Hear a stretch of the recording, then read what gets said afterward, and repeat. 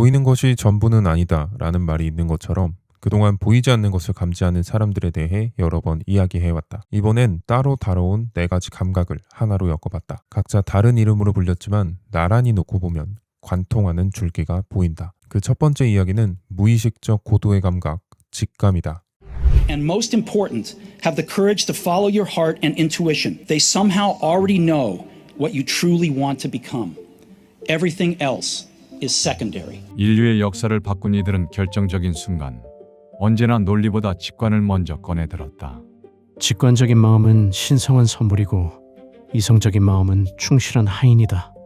그들에게 이성은 하인이었고 직관이 주인이었다. 한 심리학자가 수십 년에 걸쳐 인간의 직관을 추적했다. I have worked with large companies and interviewed the CEOs and the top decision makers. And when you ask them, in what proportion of the cases is the final decision an important professional decision, a gut decision? Then depending on the company, the answer is roughly in about 50%. 게르트 기거렌처, 시카고 대학교 심리학과 교수를 역임한 그는 30년 넘게 인간의 직관을 연구해왔다. 그리고 끝내 하나의 결론에 도달한다. 직감은 수만 번의 경험이 무의식 속에 압축된 고도의 연산, 즉 무의식적 지능의 결과다. 우리가 평소 느껴온 그 이유 모를 감각은 정말 논리가 닿지 못하는 곳을 꿰뚫는 지능의 정점이었을까? 오늘은 당신의 느낌이 왜 그토록 정확했는지, 우리가 잃어버린 감각이라고 부르는 직관의 실체에 대해 이야기해보겠다. 무의식적 지능. 야구 시합 중 공이 날아올 때 외야수는 포물선의 궤적을 계산하고 움직이지 않는다. 몸이 본능적으로 먼저 반응하는 것이다. 외야수의 움직임을 연구한 결과 공을 보면서 자신의 시야 안에서 공이 일정한 각도를 유지하도록 몸을 움직인다고 한다. 포물선 전체를 예측하는 것이 아니라 지금 이 순간의 각도 하나에만 본능적으로 반응하는 것이다. 이것은 수만 번의 경험이 몸에 새겨진 결과다. 하지만 이는 프로 선수만의 이야기가 아니다. 인간의 뇌는 경험이 반복될수록 그 판단을 점점 무의식적으로 넘기게 된다. 처음에는 의식적으로 판단하며 해오던 것들이 경험이 축적되면 생각 없이도 점차 가능해지기 시작한다. 이렇게 무의식이 충분히 단련되면 복잡한 상황에서도 순간적으로 정확한 판단이 튀어나온다. 이것이 육감이라고도 불리는 직감의 실체다. 수면 위로 드러난 의식은 전체의 10%에 불과하고 나머지 90%는 수면 아래 무의식이 차지하고 있다. 프로이트는 인간의 정신을 빙산에 비유했다. 실제로 의식이 처리할 수 있는 정보는 초당 약 40비트다. 반면 무의식이 처리하는 정보는 초당 약 1100만 비트에 달한다. 우리가 의식으로 경험하는 세계는 실제로 처리되는 정보의 극히 일부에 불과하다는 것이다. 직감이란 그 무의식이 오랫동안 쌓인 경험과 결합했을 때 수면 위로 올라오는 찰나의 신호다. 하지만 많은 사람들이 오해하는 것이 있다. 직감과 직관은 같은 것처럼 보이지만 다른 층위에 존재한다. 직감은 순간적으로 올라오는 번뜩임으로 감정적 요소가 포함된다. 반면 직관은 그 직감이 수많은 경험을 거쳐 정제된 논리적 판단으로 장기적 시각까지 담고 있다. 마치 날 것의 원석이 오랜 시간 다듬어져 보석이 되는 것처럼 수만 번의 실패와 수정이 무의식 깊이 새겨진 후에야 비로소 직관이 된다. 직감이 찰나의 반짝임이라면 직관은 그것이 벼려진 지혜인 것이다.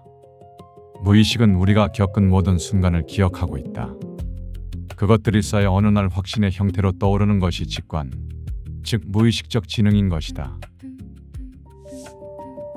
미래에서 온 신호. 비틀즈의 폴 맥카트니는 어느 날 밤 꿈에서 아름다운 선율 하나를 들었다. 너무나도 선명했던 탓에 잠에서 깨어난 뒤에도 또렷하게 기억했다. 어디선가 들었던 곡이라 생각한 그는 한동안 만나는 사람마다 멜로디를 들려주며 아는 노래냐고 물어봤다. 하지만 이상하게도 아는 사람이 아무도 없었다. 그제서야 이 선율이 세상 어디에도 존재하지 않는다는 것을 직감한 그는 비로소 자신의 이름으로 곡을 발표하게 된다. 그 곡이 비틀즈의 명곡인 예스터데이다. 그 곡은 내게 찾아온 선물이었다. 나는 그걸 꿈에서 받았고 깨어나 현실로 옮겼을 뿐이다. 그는 이것을 어떻게 설명해야 할지 몰랐다. 하지만 수십 년이 흐른 뒤 해석된 관점은 달랐다. 그의 뇌가 수십 년간 쌓아온 음악적 경험을 수면 중에도 쉬지 않고 처리했고 그 연산의 결과가 꿈이라는 형태를 빌려 의식 위로 터져나왔다는 것이다. 그가 이 순간을 초월적인 무언가로 느꼈듯 직감은 때때로 미래에서 온 신호처럼 느껴지기도 한다. 하지만 직감이 실제로 미래를 예측하는 것은 아니다. 무의식이 이미 완성시킨 결과가 의식이 인식하기 전 먼저 도착하는 것이다. 마치 검색어를 다 입력하기도 전에 자동완성이 먼저 답을 내미는 것처럼 무의식은 우리가 이유를 찾기 시작하기 전에 이미 결론에 도달해 있다. 뇌는 우리가 잠든 사이에도 다른 일을 하는 동안에도 멈추지 않는다. 지금까지 쌓아온 모든 경험을 바탕으로 끊임없이 시뮬레이션을 돌리고 그 결과를 직감의 형태로 내보낸다. 그래서 직감이 강한 사람은 남들보다 먼저 현상의 본질을 알고 있는 경우가 많다. 모차르트가 악보를 수정없이 써내려간 것도 미켈란젤로가 대리석 안에 이미 조각이 있다고 말한 것도 같은 맥락이다. 그들이 신에게 영감을 받은 것이 아니다. 그들의 뇌가 수만 시간의 경험을 압축하여 완성된 결과물을 직관의 형태로 출력했던 것이다. 그런데 한 가지 의문이 생긴다. 경험을 쌓는다고 해서 누구나 이런 직관에 도달하는 건 아니기 때문이다. 같은 시간을 보내도 사람마다 직관적 통찰이 다른 이유는 무엇일까? 직관의 조건. 같은 날 입사한 두 사람이 있었다. 같은 회사와 부서, 같은 출발선에서 시작한 두 사람은 어떻게 되었을까? 20년 후 한 사람은 만년 과장으로 남았고 한 사람은 임원이 되었다. 이 둘의 결정적 차이는 무엇이었을까? 노벨 경제학상 수상자인 데니얼 카너먼은 특이하게도 평생 인간이 직관 때문에 얼마나 자주 틀리는지를 연구했다. 반면에 40년 이상 인지과학 분야를 연구한 심리학자 게리 클라인은 위기의 순간 인간이 어떻게 정확한 직감적 판단을 내리는지를 연구했다. 두 사람은 수십 년간 직관은 위험하다는 쪽과 직관은 강력하다는 쪽에 서로 다른 결론을 내놓았다. 그러던 2004년 두 사람은 처음으로 같은 테이블 위에 앉았다. 6년에 걸친 공동 연구 끝에 두 사람은 하나의 결론에 도달한다. 직관이 정확해지려면 반드시 조건이 필요하다. 첫 번째는 반복 가능한 환경이고 두 번째는 그 결과가 자신에게 돌아오는 피드백이다. 직관은 관역이 보이는 사격장에서 완성된다. 총을 쏘자마자 탄착군이 어디에 형성되었는지 눈으로 확인하고 0점을 조절할 수 있을 때 사수의 감각은 지능이 된다. 하지만 어두운 밤 보이지 않는 관역을 향해 수만 발을 쏜다 한들 내가 어디를 맞췄는지 알 수 없다면 그 경험은 그저 팔에 근육통만 남길 뿐이다. 다시 말해 피드백이 없는 경험의 반복은 개선으로 이어질 수 없다는 것이다. 앞선 입사 동기 또한 마찬가지다. 임원이 된 사람은 자신의 판단이 틀렸을 때 그것을 기억하고 개선했다. 또한 틀린 것이 자신의 판단 때문이었는지 외부 상황 때문이었는지를 구분하려 했다. 만년 과장으로 남은 사람은 틀릴 때마다 이유를 밖에서만 찾았다. 환경을 탓했고 동료를 탓하기 바빴다. 같은 20년이었지만 무의식에 축적된 깊이는 전혀 달랐던 것이다. 여기에 결정적인 차이를 더해주는 세 번째 조건이 있다. 카너먼은 이것을 연합적 활성화라고 불렀다. 단서를 포착하는 순간 과거의 경험과 기억이 즉각적으로 연결되는 능력이다. 이것이 없으면 반복도, 피드백도 무의식에 제대로 새겨지지 않는다. 경험이 파편으로 쌓일 뿐 하나의 직관으로 압축되지 않는 것이다. 그런데 이 세 가지 조건이 유독 자연스럽게 작동하는 사람들이 있다. 같은 환경에 있어도 더 빨리 패턴을 읽고 같은 실패 앞에서도 더 정확하게 오류를 포착하는 것이다. 그들의 직관이 날카로운 것은 과연 우연일까? 슈퍼 예측가. 위기 상황이 닥칠 때마다 전문가들이 자신있게 내놓은 예측은 사실 다트를 던지는 원숭이와 별반 다를 바 없다. 심리학자 필립 테틀록은 20년에 걸쳐 경제와 정치, 국제 정세를 분석하는 네로라 하는 전문가들의 예측 적중률을 추적했다. 하지만 결과는 충격적이었다. 지식이 쌓일수록, 확신이 강해질수록 예측은 오히려 더 빗나가고 있던 것이다. 자신이 쌓은 논리의 성벽에 갇혀 현실을 제대로 보지 못한 결과였다. 하지만 그 안에서 유독 압도적인 성과를 낸 소수의 집단이 있었다. 이들은 완성된 버전을 내놓지 않는다. 끊임없이 분석하고 업그레이드하는 프로그램과 같다. 그는 이들을 슈퍼 예측가라고 불렀다. 이들의 적중률은 기밀 정보를 다루는 국가 정보 분석가까지 뛰어넘을 정도였다. 그 차이는 무엇을 생각하느냐가 아니라 어떻게 생각하느냐였다. 슈퍼 예측가들의 공통점은 멈추지 않는 업데이트였다. 고집스럽게 자신의 논리를 고수하는 전문가들과 달리 이들은 새로운 가능성이 들어올 때마다 기존의 판단을 즉각적으로 수정했다. 이것이 고지능자의 직감이 작동하는 방식과 맞닿아 있다. 그들의 직감이 날카로운 이유는 단번에 본질을 꿰뚫는 초능력이 있어서가 아니다. 오히려 자신의 직감이 틀릴 수 있는 가능성을 누구보다 예민하게 감지하기 때문이다. 직감은 누구에게나 있다. 그리고 때로는 맞아떨어지기도 한다. 하지만 편향의 오류를 보여준 전문가 집단처럼 직감이 반복적으로 맞아온 사람일수록 오히려 더 위험해진다. 이전에 맞았기 때문에 이번에도 맞을 것이라는 확신이 생기고 그 확신이 새로운 가능성을 차단하기 때문이다. 직감은 논리를 따르지 않을 때가 많다. 그렇기에 편향이 개입하면 더 무서운 방향으로 작동하기 시작한다. 이들은 남들보다 먼저 현상의 본질을 알아차리지만 그것을 성급하게 단정짓지 않는다. 확정하는 순간 유연함이 사라진다는 것을 본능적으로 알기 때문이다.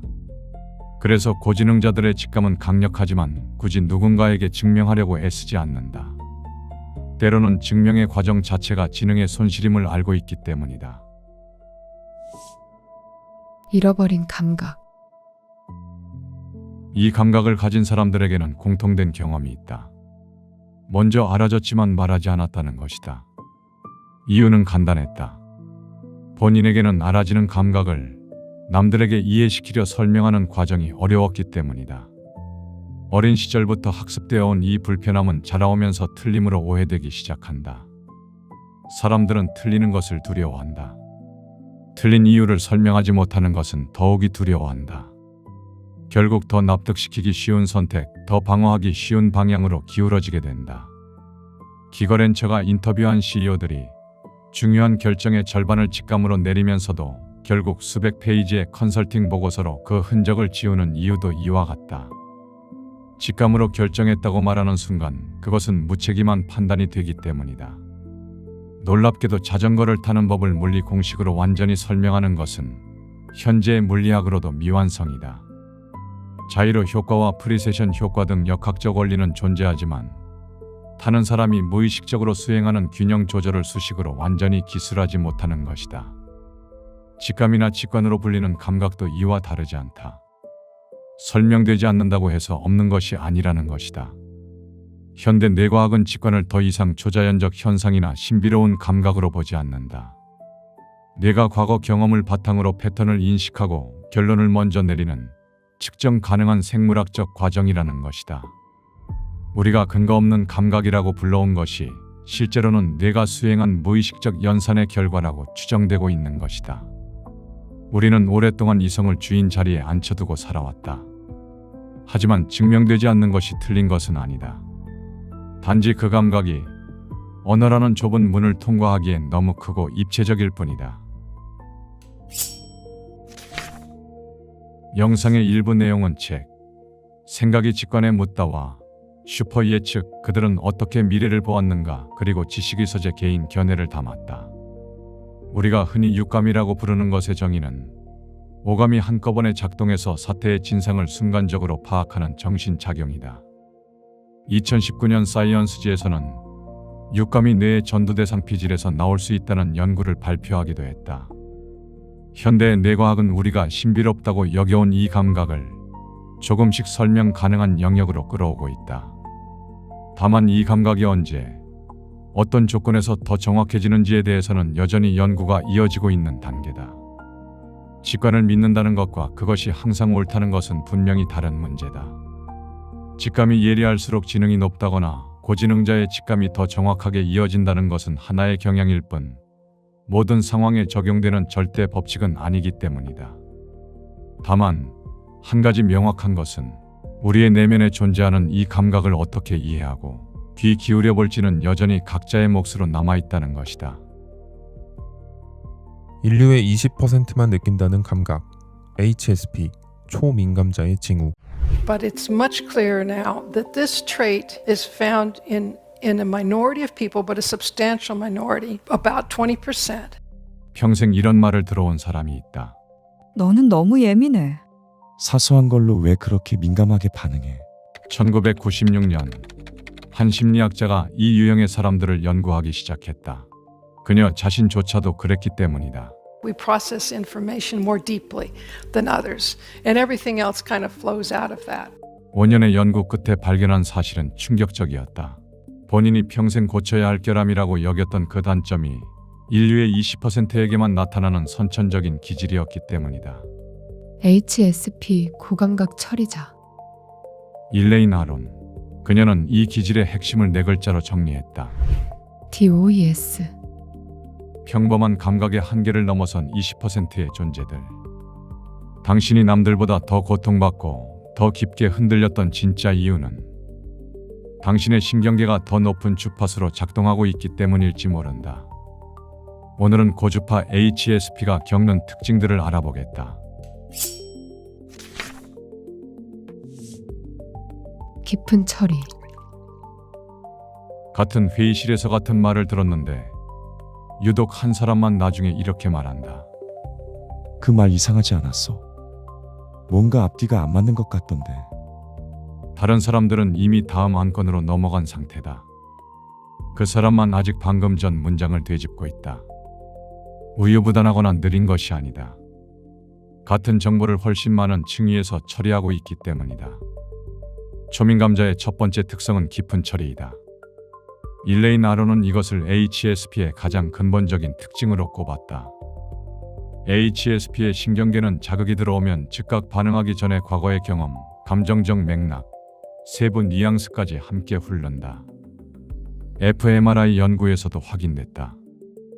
민감한 사람들은 복잡한 지각 처리나 세밀한 차이를 구별하는 과제에서 뇌의 특정 영역이 비민감한 사람보다 더 활발하게 반응했다. 이것이 일상에서는 이렇게 나타난다. 결정을 내리는데 시간이 오래 걸린다. 대화를 마치고 나서야 그 사람이 한 말의 진짜 의미를 깨닫는다. 거림직한 일이 며칠 동안 마음에 남는다.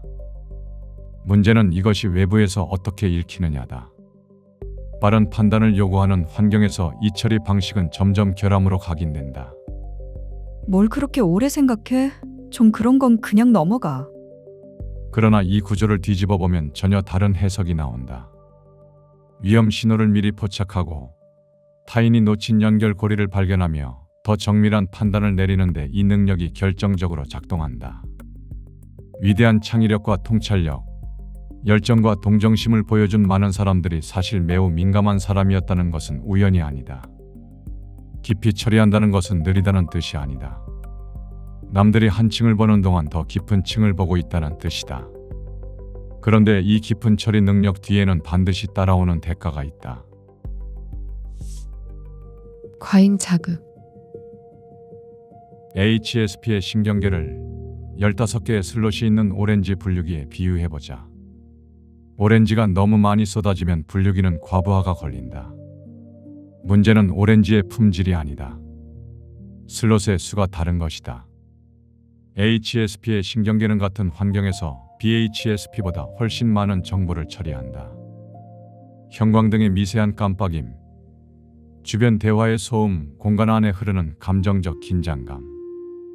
BHSP가 배경으로 처리하는 것들을 HSP의 신경계는 전부 전면에서 처리한다. 초민감자의 두 번째 특성은 과잉 자극이다. 깊은 처리 능력은 필연적으로 이 대가를 동반한다.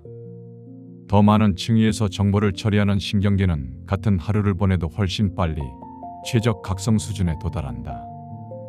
그 이후부터는 과부하다. 특별히 한 일이 없는데 탈진한다. 사람들과 몇 시간을 보내고 나면 아무도 만나고 싶지 않다. 뭘 했다고 그렇게 피곤하냐며 주변에서는 이해하지 못한다. 하지만 이것은 의지의 문제가 아니다. 비유하자면 기계가 고장난 것이 아니라 처리 용량이 이미 한계에 달한 것이다. 이 상태를 관리하기 위해서는 매일 최소 한두 시간, 아무런 자극 없이 마음이 자유롭게 떠다닐 수 있는 시간이 필요하다.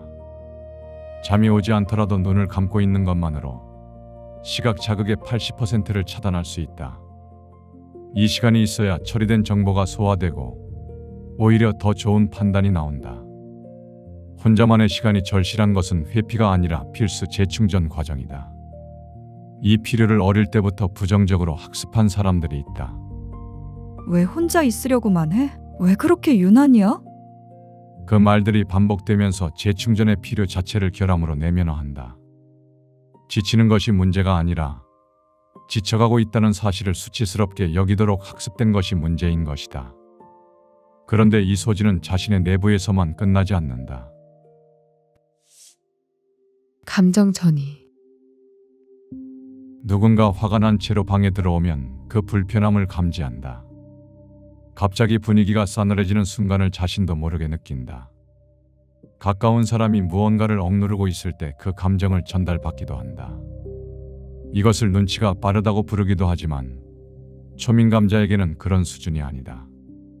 타인의 감정 상태가 그대로 자신에게 전달되는 것처럼 느끼기 때문이다. 초민감자의 세 번째 특성은 감정적 반응과 공감이다. HSP는 타인의 감정을 처리할 때 뇌의 거울 뉴런 시스템이 BHSP보다 훨씬 강하게 활성화된다. 상대가 느끼는 것을 관찰하는 것이 아니라 함께 경험하는 방식으로 작동하는 것이다. 시련의 아픔이 신체적 통증과 같은 부위에서 느껴질 정도로 강렬하다는 연구 결과는 이 특성이 감수성의 문제가 아님을 보여준다. 공감은 늘 미덕으로 말해진다. 그러나 경계 없는 공감은 타인을 이해하는 힘이 아니라 자신을 지워버리는 방식이 된다. 타인의 불안이 내 불안이 되고 타인의 슬픔이 내 슬픔이 된다. 나의 감정인지 상대의 감정인지 구분이 되지 않는 상태. 공감 능력이 뛰어난 사람일수록 타인의 필요에 먼저 반응하는 경향이 강하다. 자신이 지쳐가고 있다는 신호보다 상대가 불편해한다는 신호를 먼저 처리하기 때문이다.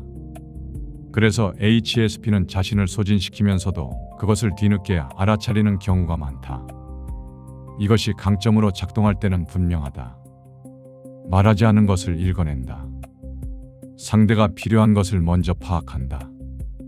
역사적으로 왕 곁에서 세상의 이치를 설명하고 조언하던 현자와 사제의 역할이 이 기질의 본성이라는 분석이 있다. 집단이 위기에 처했을 때 가장 먼저 감지하고 경고를 보내는 존재. 그것이 이 기질이 진화 과정에서 보존된 이유다. 가장 정밀한 감지 능력을 가진 사람이 그 능력 때문에 가장 깊이 소진되는 것. 이것이 이 특성의 핵심이다. 그렇다면 이 감지 능력은 어디까지 뻗어 있는 것일까? 순간의 직감. 처음 만난 사람인데 왠지 불편하다는 느낌이 든다. 특별히 나쁜 말을 들은 것도 아니고 이유를 설명할 수도 없다. 쎄함은 과학이다. 직감은 틀리지 않는다와 같은 말이 괜히 있는 것이 아니다. 그냥 알아지는 것이다. 그리고 시간이 지나면 그 감각이 맞았다는 걸 확인하게 된다. 귀인과 사기꾼을 구별하는 법을 연구한 이들이 공통적으로 발견한 것이 있다. 말의 내용은 논리적이고 그럴듯하다. 하지만 비언어적 몸짓, 눈빛 등에서 이상함을 먼저 감지하고 돌이켜보면 앞뒤가 맞지 않는 디테일에서 확신이 온다는 것이다. 그 신호를 가장 먼저 포착하는 것은 논리가 아니라 감지 능력인 셈이다. 초민감자의 네 번째 특성은 미세한 자극 감지다. 다른 사람들이 사소한 일로 여기거나 아예 인식하지 못하고 지나치는 정보들을 전면에서 수신하고 처리한다. 표정의 미세한 변화나 대화의 맥락에서 벗어난 단어, 묘한 타이밍의 어긋남 등이 무의식적으로 축적되어 하나의 판단으로 올라온다. 육감이나 직관이라 부르는 것의 실체가 바로 이것이다. 신비로운 능력이 아니라 의식적으로 인식하기 전 단계에서 이미 방대한 양의 미세 신호를 처리한 결과다. 하지만 감지는 하지만 그 감각을 신뢰하지 못하는 상태. 이것이 이 특성을 가진 사람들에게 반복적으로 나타나는 특징이다. 이유를 설명할 수 없으니 근거 없는 불안으로 취급하기도 한다. 너무 심각하게 받아들이는 거 아니야? 뭘 그렇게까지 생각해? 이런 말들이 반복되면 자신의 감지 능력을 신뢰하는 대신 억누르는 법을 배우게 된다. 가장 정밀한 안테나를 가지고 있으면서 그 안테나를 스스로 꺾어온 셈이다. HSP의 약 70%가 내향적으로 분류되는 이유 중 하나이기도 하다. 감지한 것을 말했다가 틀렸을 때의 대가가 너무 컸기 때문에 말하지 않는 쪽을 선택하는 법을 배운 것이다. 그러나 이 감지 능력을 신뢰하기 시작한 사람들에게는 큰 변화가 일어난다. 설명할 수 없어도 느낀 것을 일단 믿어보는 경험이 쌓이고 그 직감이 반복적으로 맞아떨어진다는 것을 확인하게 되면서 자기 신뢰가 생기는 것이다. 그리고 어느 순간부터는 이것이 결함이나 단점이 아니라 자신만의 작동 방식이라는 것을 알게 된다. 초민감자. 초민감자의 4가지 특성을 듣다 보면 어느 순간 이런 생각이 들었을 수 있다. 이게 나였구나. 그런데 그 인식 직후에 다른 감각이 따라온다. 왜 이걸 이제야 알았을까? HSP라는 개념이 등장하기 전까지 이 기질을 가진 사람들에게 주어진 언어는 따로 있었다. 너무 예민하다. 유리멘탈이다. 작은 것에 너무 심각하게 반응한다. 어릴 때부터 반복적으로 각인된 이 평가들은 어느새 자신의 내면 깊숙이 자리 잡게 된다. 그리고 이는 자기 인식의 토대가 되어버린다. 자신의 신경계가 작동하는 방식을 설명하는 언어가 없을 때 사람은 그 경험을 자신의 결함으로 해석할 수밖에 없기 때문이다. 깊이 처리하는 능력은 우유부단함이 되고 과잉 자극은 나약함이 되며 감정 전이는 감정 조절 실패가 되고 미세한 감지 능력은 예민함이 된다. HSP의 4가지 특성이 전부 결함의 언어로 번역되었던 것이다. 민감함을 억누르고 BHSP처럼 반응하려는 시도가 반복될수록 신경계의 과부하는 더 심해진다. 고치려 할수록 더 망가지는 구조다. 반면 지지적인 환경에서 자신의 기질을 있는 그대로 이해한 HSP는 비민감한 사람보다 오히려 정서적으로 더 안정되고 사회적으로 더 유능한 모습을 보였다. 같은 기질이 환경에 따라 취약성이 되기도 하고 탁월함의 토대가 되기도 한다. 진화론적으로 이 기질이 인류 전체에서 소멸하지 않고 20% 수준으로 유지되어 온 데는 이유가 있다. 모든 개체가 민감하다면 그 전략적 가치가 사라진다. 소수가 민감하기 때문에 집단 전체가 감지하지 못하는 위험을 먼저 포착하고 더 깊이 사유하며 타인의 상태를 읽어내는 역할이 작동한다. 문제는 그 설계가 요구하는 환경과 현대 사회가 강요하는 환경 사이의 불일치였다. 빠른 판단과 높은 자극, 끊임없는 사회적 노출. 이 구조 안에서 HSP의 신경계는 만성적인 과부하 상태에 놓인다.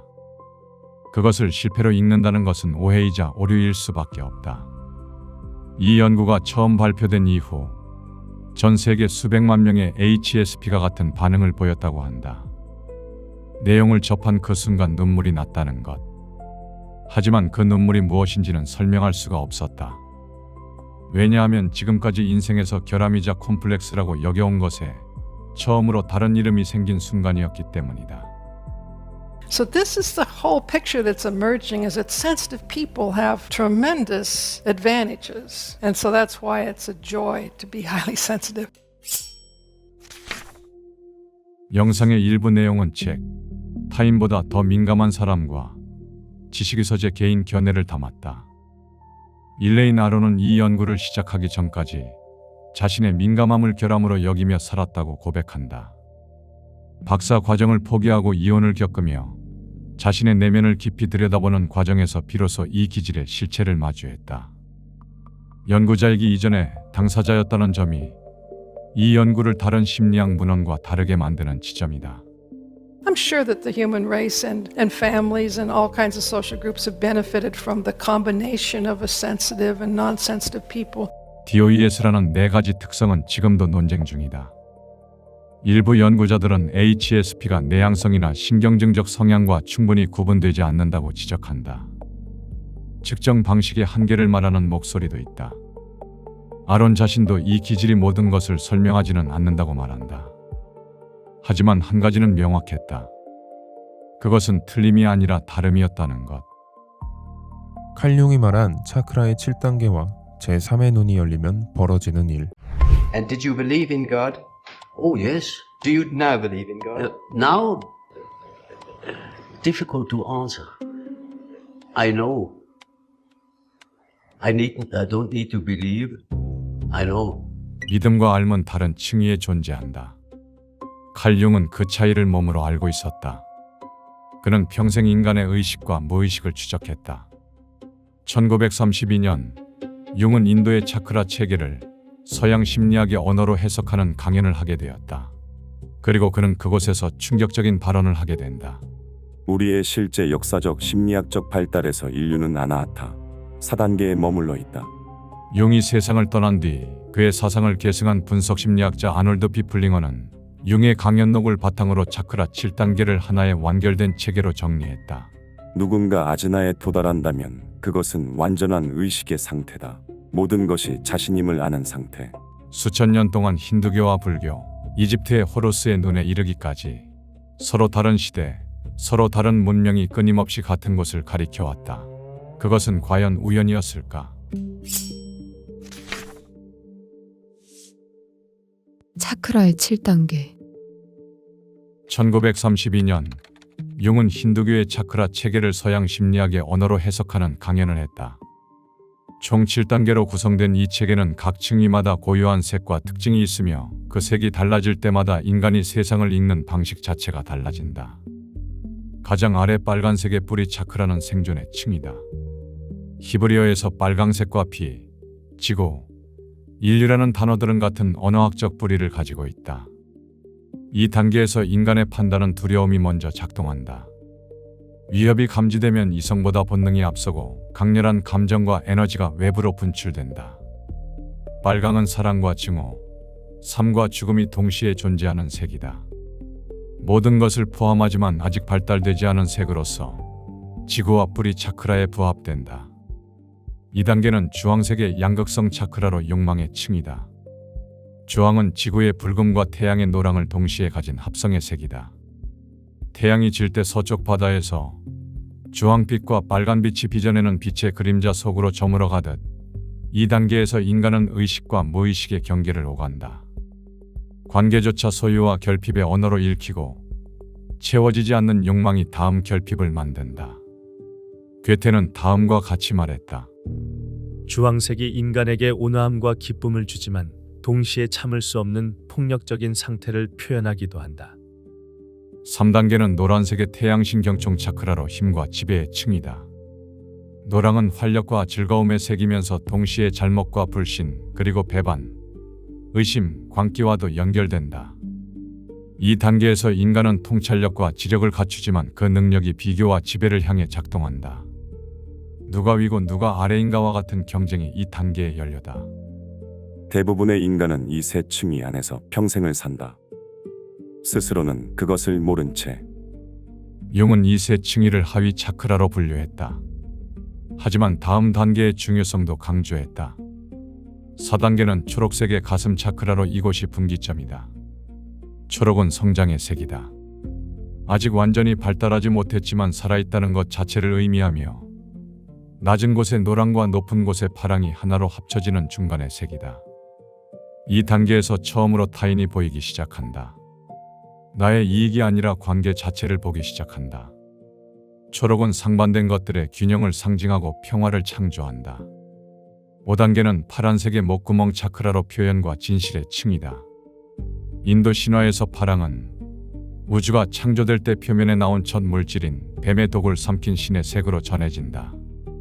그 독을 삼키는 행위, 즉 진실을 말하는 것이 이 층위의 본질이다.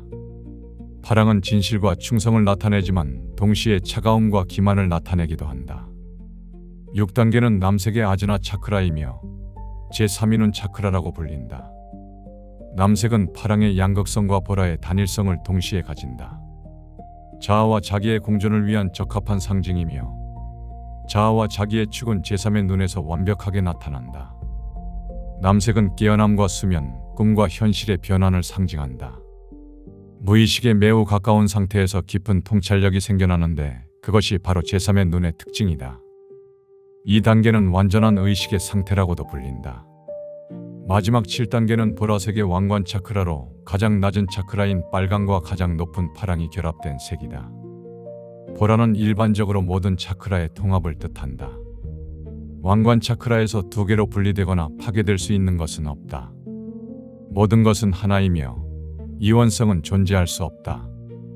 하늘과 땅, 삶과 죽음과 같은 다른 모든 양극성들이 통합되어 그 각각의 부정적이고 긍정적인 특성을 모두 잃게 된다. 당연하게도 상위 단계일수록 극소수만 도달할 수 있다고 전해진다. 그렇다면 지금의 인류는 어디에 서 있는가? 인류의 현주소. 차크라 체계를 들여다보면 하나의 구조가 보인다. 1단계에서 3단계까지는 육체와 본능에 뿌리를 둔 층이다. 생존과 욕망, 지배, 몸이 살아남기 위해 작동하는 방식이다. 5단계에서 7단계는 전혀 다른 층이다. 표현과 통찰, 통합, 육체를 넘어선 의식의 언어에 가깝다. 냉정하게 보면 우리가 매일 목격하는 인류의 모습은 1단계에서 3단계에 가깝다.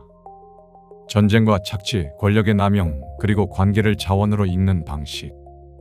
이것들은 생존과 욕망과 지배의 언어다. 우리의 실제 역사적 심리학적 발달에서 인류는 4단계에 머물러 있다. 용이 인류의 현주소를 하필 이 분기점으로 지목한 것은 의미심장하다. 육체의 언어에서 벗어나 처음으로 타인을 존재로 볼 수 있는 중추의 자리이자 아래와 위를 동시에 향하고 있는 분기점의 자리이기 때문이다. 가슴 차크라는 육체적 차크라와 의식 차크라를 연결하는 중추다. 이 자리를 경계로 아래는 몸의 언어이고 위는 의식의 언어다. 4단계가 활성화된 인간은 사랑과 자비, 치유의 방식으로 세상과 관계한다고 한다. 자신을 세상과 대립하는 존재가 아니라 세상의 일부로 인식하기 시작하는 것이다. 반면 가슴 차크라가 닫힐 때 나타나는 것은 외로움과 미움, 용서하지 못하는 마음이라고 한다. 인간은 결코 무의미한 삶을 감당하지 못한다. 융의 말처럼 인간은 평생 의미를 찾는 존재다. 사건은 언제나 중립적으로 발생하지만 인간은 그 사건에 주관적 의미를 부여하기 때문이다.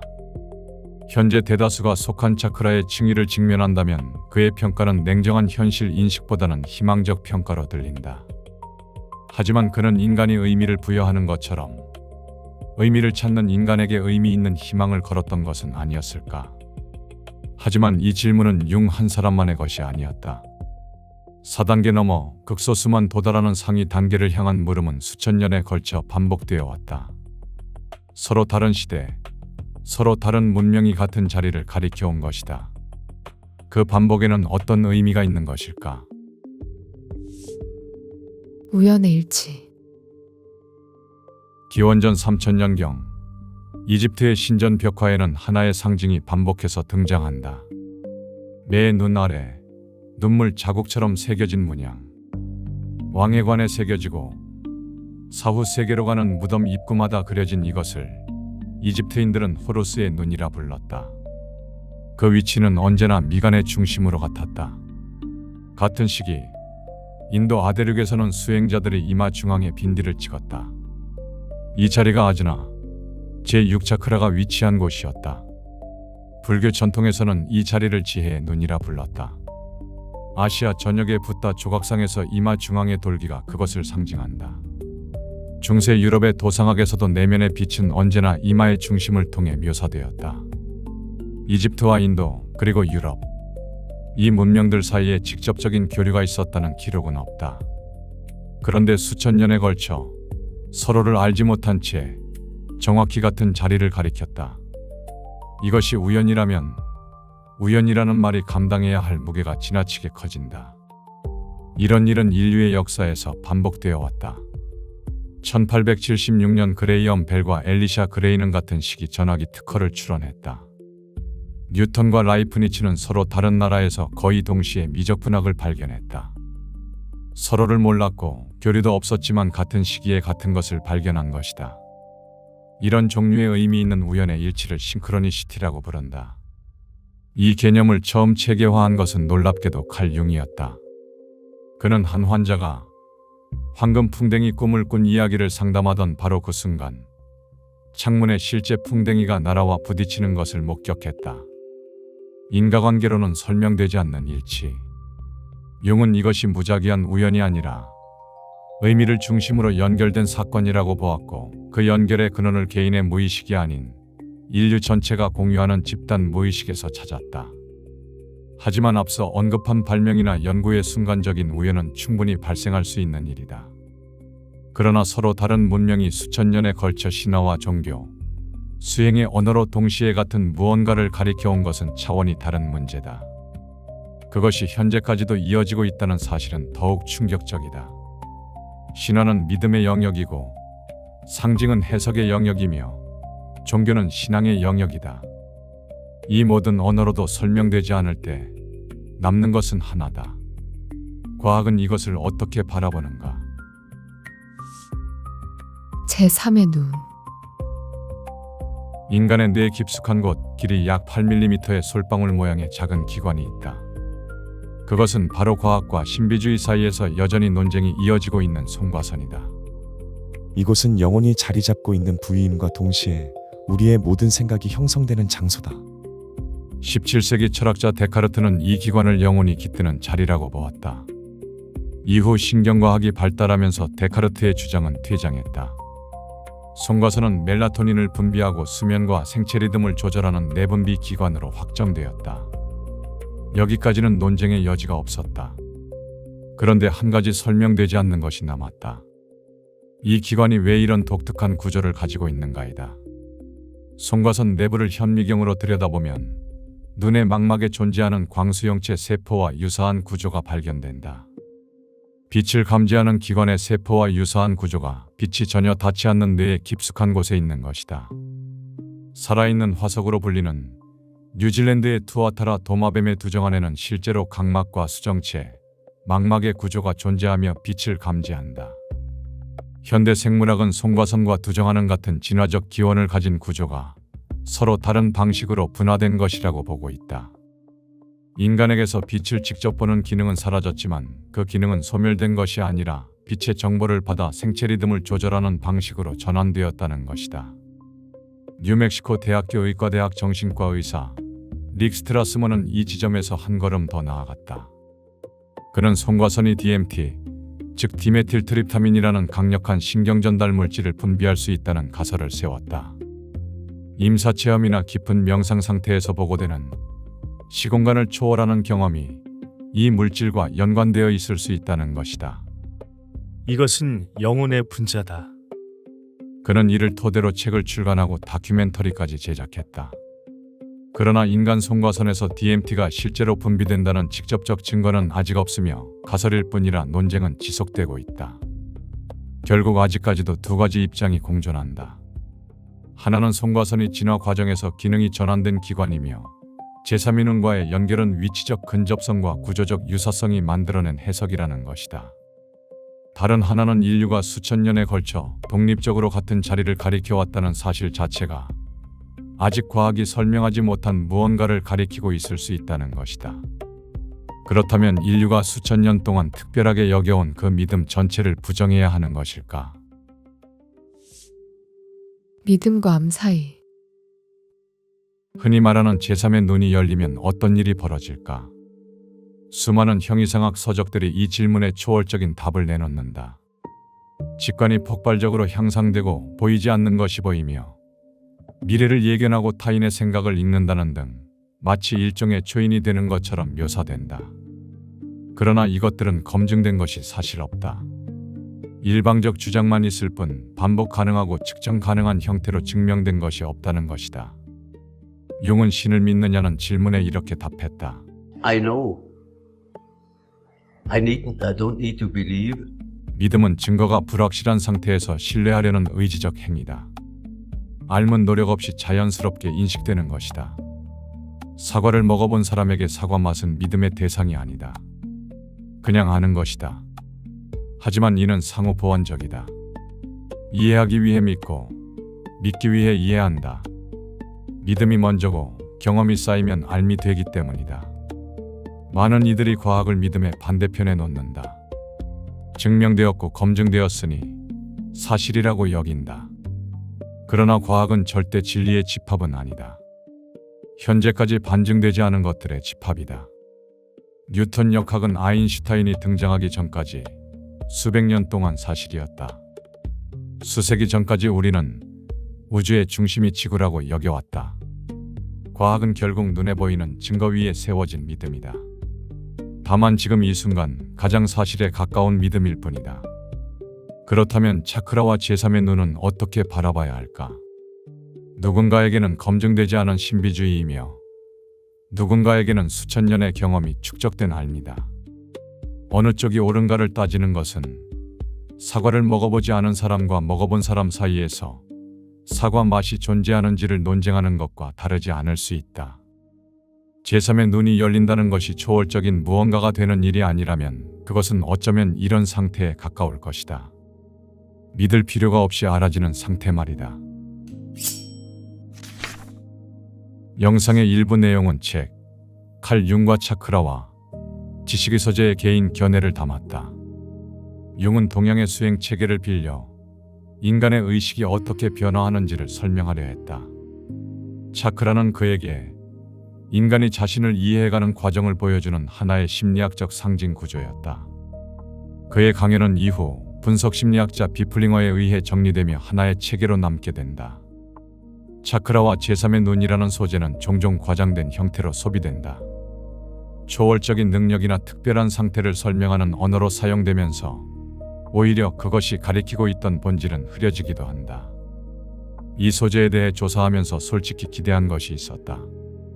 송과선과 제3의 눈을 직접 연결하는 과학적 연구, 혹은 명상 상태에서 나타나는 뇌의 변화가 차크라 체계와 맞닿아 있다는 증거 같은 것들이었다. 물론 fMRI 연구들은 명상 수련자에게서 실제로 뇌의 변화가 나타난다는 것을 보여줬다.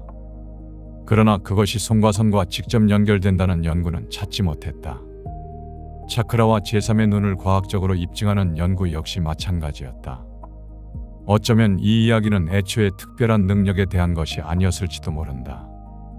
수천 년 동안 서로 다른 문명이 반복해서 같은 자리를 가리켜온 것은 보이지 않는 무언가가 아니라 보는 방식 그 자체를 향한 것이었을 가능성이다.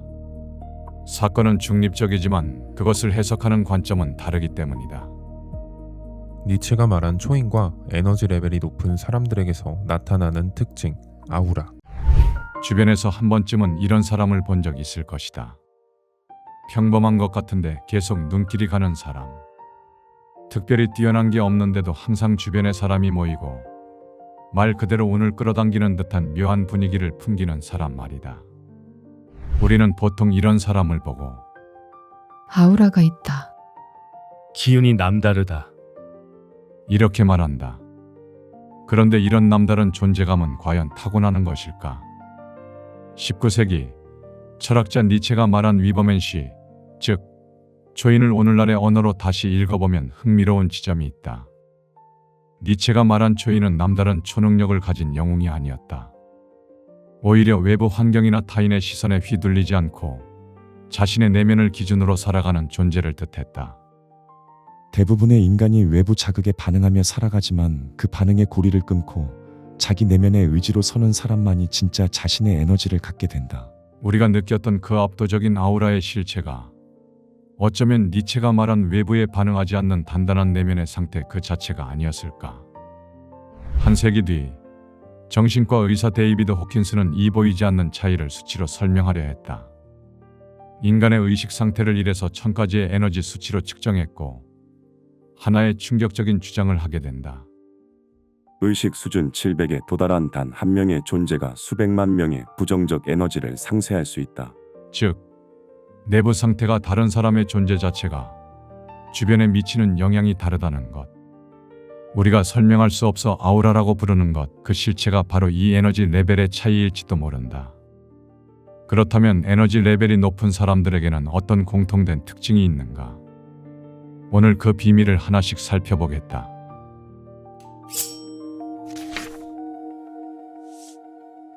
에너지의 총량. 에너지 레벨이 높은 사람의 첫 번째 특징은 에너지가 거의 새지 않는다는 것이다. 같은 하루를 보내도 전혀 다른 사람이 있다. 특별히 한 일이 없는데도 녹초가 되는 사람이 있는가 하면 바쁘게 움직였는데도 크게 지치지 않는 사람이 있다. 이 차이를 활동량으로 설명하려 하면 맞지 않는다. 실제로 사람을 지치게 만드는 것은 따로 있다. 마음이 현재를 벗어나는 순간들이다. 리더십 코칭 전문가 올리비아 폭스카바는 수년간의 연구에서 이 현상을 반복적으로 확인했다. 마음이 지금 이 자리에 없는 사람은 아무리 좋은 말을 해도 상대에게 온전히 전달되지 않는다는 것이다. 어제 했던 말을 반복해서 곱씹고 아직 오지 않은 상황을 미리 걱정하며 대화 중에도 타인의 시선을 의식하는 것. 눈에 보이는 행동은 없지만 내부에서는 끊임없이 소모가 일어난다. 감정도 마찬가지다. 심리학자 로이 바우마이스터는 이를 자아 고갈 이론으로 설명했다. 인간의 의지력과 에너지는 한정된 자원이며 불필요한 자극에 저항하고 감정을 억누르는 행위 자체만으로도 이 자원은 급격히 바닥난다. 감정 자체가 문제가 아니라 그 감정에 저항하는 행위가 내부를 지속적으로 소진시키는 것이다. 많이 움직여서 지치는 것이 아니라 보이지 않는 곳에서 끊임없이 싸우고 있기 때문에 지치는 것이다. 에너지 레벨이 높은 사람은 이 구조가 다르다. 감정이 올라와도 바로 따라가지 않고 자극이 들어와도 즉각 반응하지 않는다. 자극과 반응 사이에 간격이 있다. 비난이 날아와도 내면에 그것을 맞을 관역이 없으면 화살은 그냥 지나간다. 데이비드 호킨스가 말한 항복 기제가 바로 이것이다. 감정을 억누르는 것이 아니라 감정에 담긴 저항 자체를 내려놓는 것. 저항이 사라지면 감정은 스스로 흘러간다. 그 내려놓음이 에너지의 누수를 막는다. 존재감의 실체. 살면서 한 번쯤 이런 사람을 만난 적 있을 것이다. 특별히 말을 많이 하지도 않았고 외모가 압도적이지도 않았다. 그런데 그 자리를 떠나고 나서도 그 사람이 계속 머릿속에 남는다. 무언가를 했다기보다 그냥 거기 있었는데 유독 그 사람만 기억에 남는다. 호킨스는 의식 지도에서 700 이상을 깨달음의 영역으로 분류했다. 예수, 붓다, 크리슈나가 그 범주에 속했고 현대 인물 중에는 마더 테레사가 700으로 측정되었다. 그 수치가 의미하는 것은 도덕적 고결함이 아니었다. 그녀와 짧게라도 대화를 나눈 사람들이 공통적으로 남긴 증언이 있다. 그녀 앞에 서면 세상에서 가장 중요한 사람인 것 같은 느낌이 들었어요. 권력도 없었고 화려한 언변도 없었다. 그녀가 가진 것은 오직 하나였다. 지금 이 사람에게 완전히 열려있는 상태. 올리비아 폭스카바는 수년간의 리더십 코칭 연구에서 이것을 반복적으로 확인했다.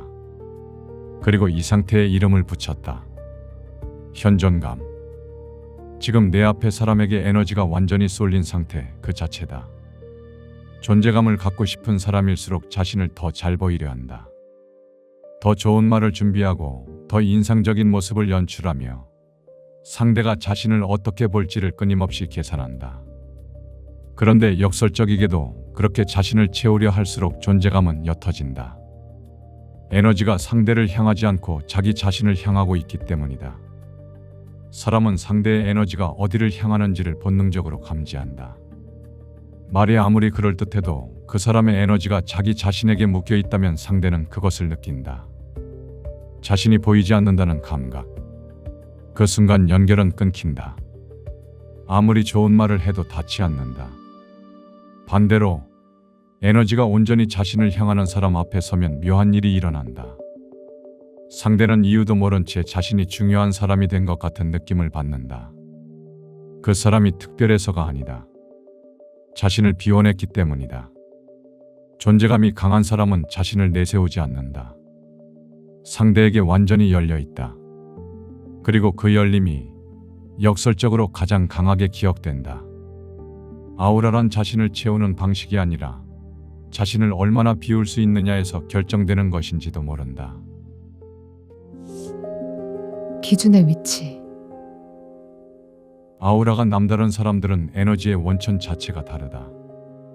이들의 세 번째 특징은 에너지의 연료를 외부에서 구걸하지 않는다는 것이다. 니체는 인간의 정신 변화를 세 단계로 설명했다. 타인이 지어준 짐을 묵묵히 지고 가는 낙타. 그 구속을 끊고 포효하는 사자, 그리고 자기만의 놀이를 창조하는 아이다. 아우라가 남다른 이들은 대개 타인의 가치관을 벗어던진 사자 혹은 아이의 상태에 머문다. 누군가의 말 한마디에 하루의 기분이 뒤집히는 날이 있다. 아침에 들은 칭찬 하나로 하루가 가볍고 저녁에 들은 비판 하나로 하루가 무너진다. 이것이 습관처럼 반복된다면 에너지의 연료를 외부에서 공급받고 있다는 신호다. 기준이 외부에 있는 사람은 에너지가 조건부다. 인정받아야 충전되고 외면당하면 방전된다. 그래서 타인의 반응을 끊임없이 확인하고 시선을 의식하며 자신이 어떻게 보일지를 계산하는데 에너지를 쏟는다. 활동은 많지만 실제로 자신이 원하는 방향으로 나아가는 느낌이 없다. 에너지가 자신을 위해 쓰이지 않기 때문이다. 호킨스는 이것을 위력과 힘의 차이로 설명했다. 위력은 반드시 외부 대상이 필요하다. 인정받아야 작동하고 비교 우위가 있어야 유지된다. 그래서 위력은 항상 반대 위력을 만들어낸다. 눌리면 반발하고 이기면 또 다른 경쟁이 기다린다. 스스로를 지속시킬 수 없는 에너지다. 반면 힘은 외부 조건을 타지 않는다. 상황이 어떻든 자신의 중심을 유지하는 것, 그 자체로 작동한다. 스티브 잡스의 프레젠테이션에 참석했던 한 청중은 이렇게 말했다. 그의 말에는 확신이 뚝뚝 떨어져서 우리 모두가 그렇고 말고요. 저도 함께 하겠습니다라고 반응하게 만들었어요. 그런데 그 확신은 청중의 반응에서 온 것이 아니었다. 잡스는 청중이 어떻게 받아들이기 전에 이미 확신하고 있었다. 기준이 안에 있었기 때문이다. 기준이 내부에 있는 사람은 외부의 반응을 참고하되 그것에 지배받지 않는다. 비판을 들으면 살피고 받아들일 것은 받아들이되 흔들리지 않는다. 칭찬을 받으면 기뻐하되 그것 없이도 유지된다. 에너지가 외부에서 오지 않기 때문에 외부가 달라져도 내부가 안정된다. 우리가 누군가를 보고 격이 다르다고 느끼는 순간은 그가 상대를 압도해서가 아니다. 어떤 상황에서도 자기 자신으로 존재하는 그 독립성 때문이다. 그 고갈되지 않는 안정감, 그것이 바로 아우라의 가장 깊은 층위에 존재하는 실체다. 날씨의 반응. 살다 보면 유독 격이 느껴지는 사람들을 만날 때가 있다. 그들의 가장 큰 특징은 어떤 소란스러운 상황 속에서도 결코 자기 자신을 잃지 않는다는 것이다. 보통 우리는 화가 나면 화 자체가 되고 슬프면 슬픔 그 자체가 된다. 감정이 올라오는 순간 그 감정과 나를 하나로 묶어버리는 동일시가 일어나기 때문이다. 내 에너지가 감정에 완전히 잡아먹히는 상태다. 하지만 아우라가 남다른 사람들은 이 지점이 결정적으로 다르다. 감정이 올라와도 그것과 나 사이에 분명한 거리를 둔다. 니체는 이를 거리의 파토스라 불렀다. 쉽게 말해 내 안에서 일어나는 감정을 마치 남의 일처럼 3인칭으로 바라보는 힘이다. 나는 지금 화가 난다가 아니라 내 안에 화라는 에너지가 잠시 머물고 있구나 라고 관찰하는 것이다. 핵심은 반응의 주도권에 있다. 감정과 나를 분리하는 순간 우리는 그 감정에 휘둘리지 않고 선택을 할 수 있게 된다. 주변이 다 당황해서 허둥지둥할 때 혼자 차분하게 상황을 살피며 지금 우리가 흥분했네요. 잠시 멈추고 다시 보죠. 라고 말하는 사람을 본 적이 있을 것이다. 그 사람에게서 느껴지는 압도적인 여유와 카리스마는 사실 그가 대단한 능력이 있어서가 아니다. 단지 감정에 먹히지 않고 관찰자의 위치를 지켰기 때문에 뿜어져 나오는 에너지다. 데이비드 호킨스는 우리가 감정에 압도당하는 이유는 그 감정이 곧 나라고 착각하기 때문이라고 말한다. 하지만 감정은 내가 아니다. 그저 내 안을 지나가는 날씨와 같다. 내가 구름이 아니라 구름이 지나가는 하늘임을 깨닫는 순간 내면의 에너지는 소모되지 않고 단단하게 응집된다. 우리가 누군가를 보고 범접할 수 없다거나 단단하다고 느끼는 그 서늘한 기운의 실체는 바로 이 거리감에 있다. 폭풍우 한가운데 있으면서도 폭풍우에 휩쓸리지 않는 사람. 자기 자신을 객관적으로 바라볼 줄 아는 그 고요한 시선이 타인에게는 가장 강력한 에너지 레벨, 즉 아우라로 전달되는 것이다. 낙타와 초인.